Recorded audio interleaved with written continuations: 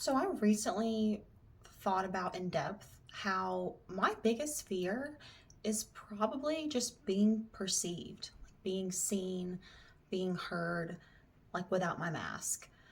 I recently have had some time to where I was lucky enough to be able to take kind of a break from everything and just do some self-reflection. And this kept popping back into my mind. And it's a topic that I want to explore in depth, especially from a neurodivergent angle. This is Rooted Reflections. My name is Kendall. I am a 30-year-old late diagnosed autistic and ADHD woman. This is a space where neurodiversity, nature, and poetry meet. And I really just want to kind of delve into this topic a little bit deeper from that kind of perspective and see why so many of us were so afraid to share our authentic, neurodivergent selves and our perspectives. And I think there's a lot behind this too. There's a lot to unpack.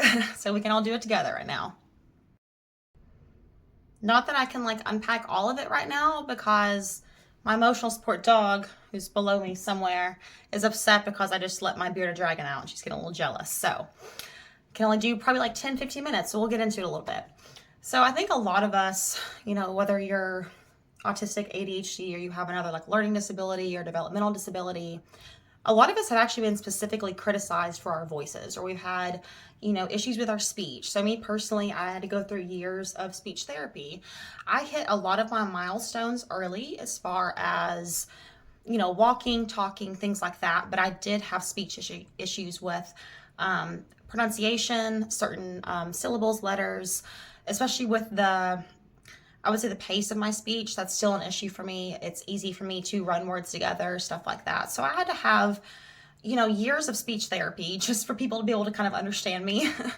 So that was kind of, something that, I feel like I got over it pretty quick. But then by the time I was, in middle school, I was bullied a little bit for having a country accent. I'm from East Tennessee.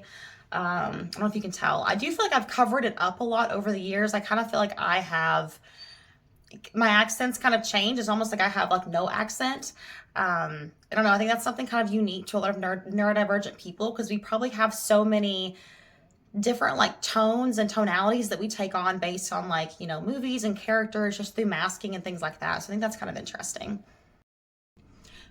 As neurodivergent people, I think even if we've not been criticized for, say, the way our voice sounds or our speech patterns, things like that, we've probably been criticized for, our intense emotions, having a very analytical, curious mind, asking lots of questions, and then just being very passionate. We can have very black and white viewpoints on things, like what's right is right, what's wrong is wrong. And a lot of us have just been criticized for that so deeply over the years. And I think what's sad about this is that I think it's a very common part of a lot of neurodivergence experience. I think that through years of trauma and rejection, we basically just kind of learn to suppress ourselves and hide ourselves, probably subconsciously also out of a survival instinct.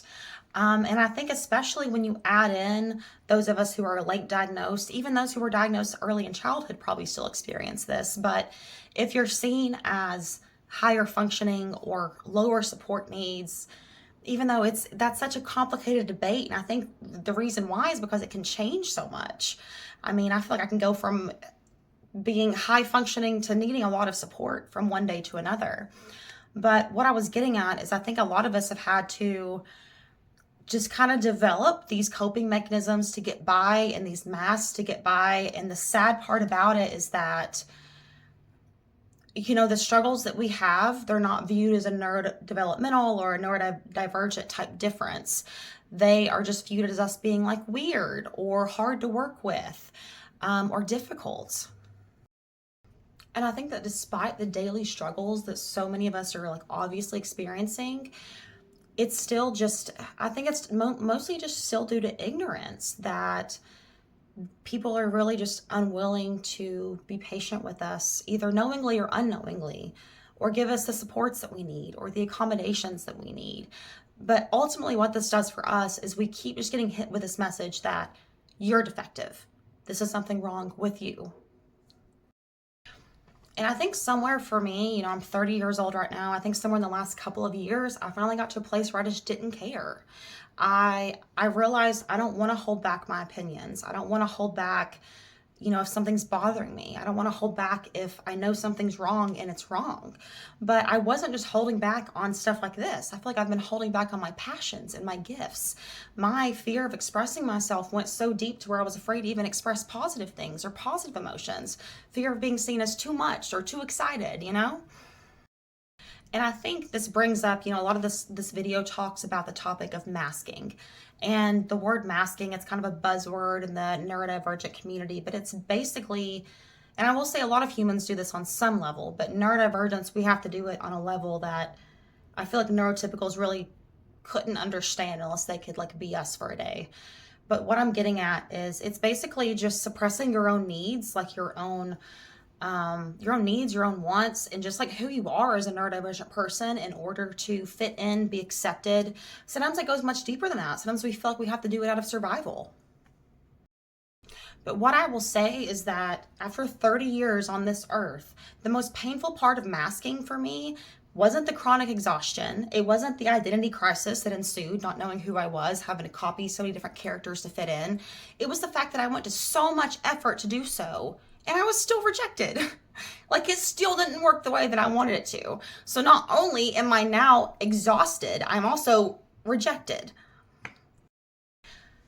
And this kind of brings up for me when I reflect back on my life, and I will say I think pattern recognition is a really neat asset a lot of neurodivergents have, but that's helped me to look back and be able to see, generational trauma, generational cycles, things like that. And when I look back on my life, the times where I had the most mental health struggles, the times where my physical life, whether that's financially, my health, relationships, etc., were so imbalanced, those were times where I was forcing myself to fit into this character that I never could quite fit into.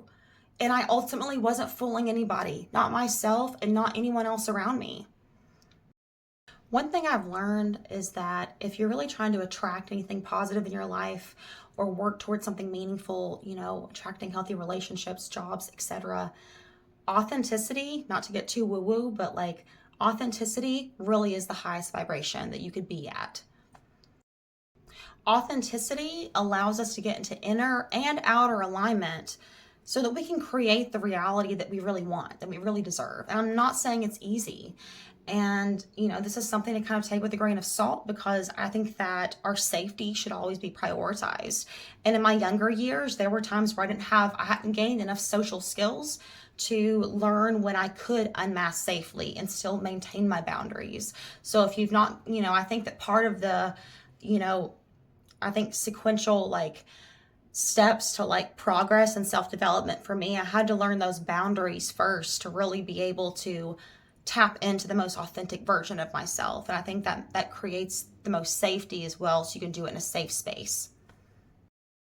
But I guess the whole summary of this video and what I'm trying to get at is that I really do thinking that making steps, even small steps, to embrace our quirky, weird, different neurodivergent selves, I think that it's ultimately a good thing. I think that doing so creates a safe space for others to slowly do the same. And I think that before we know it, we create these ripple effects where we're questioning social norms that put people into boxes and confine our creativity. So if you're watching this, I really I challenge you to think about this. If you feel like you have the time and the space to do so, how has suppressing your own voice, if you feel like you've done so, how has that impacted you? How do you hold back? In what ways are you afraid to take up space or to be seen? If you feel like it, comment down below.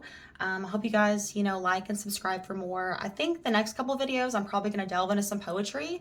I think the first poem I'll probably share is going to be one on just kind of like the inner monologue of what it's like to be masking as an ADHD woman.